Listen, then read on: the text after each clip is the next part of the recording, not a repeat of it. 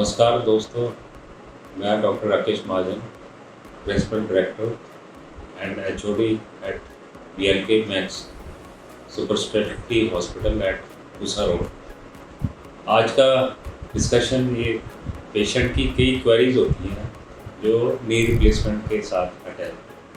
Patient जब हमारे पास clinic पे आता है, एक कॉमन क्वेरी होती है कि उसको एग्जामिनेशन करने के बाद जब बोला जाता है कि नी रिप्लेसमेंट की स्टेज आ गई है, तो 90% पेशेंट तैयार नहीं होते एक्सेप्ट करने के लिए, उनको डर लगता है। ये ऐसी सर्जरी है क्योंकि इमरजेंसी नहीं है। हार्ट अटैक, ब्रेन हेमरेज या फ्रैक्चर, ये इमरजेंसी होती है। पेशेंट को मजबूरी या अननोइंगली करानी पड़ती है एज एन इमरजेंसी। ये इलेक्टिव सर्जरी है, इसलिए पेशेंट का मेंटल सेटअप होने में बहुत टाइम लगता है। पेशेंट हमेशा ये कहता है कि हमारे पड़ोस में कराया है, वो बेड पे ही नहीं उठे, तो उनके दिमाग में ये होता है कि मैं बेड पे रह जाऊँगा, कि जितना चल पा रहा हूँ उससे भी और भी ख़राब हो जाऊँगा। ऐसा नहीं होता। टेक्नोलॉजी अब काफ़ी एडवांस हो गई है। आज से जब 95 या 90s में जो नी रिप्लेसमेंट आया था, उसकी लाइफ 12 से 15 साल होती है, पर अभी की जो टेक्नोलॉजी एडवांसमेंट से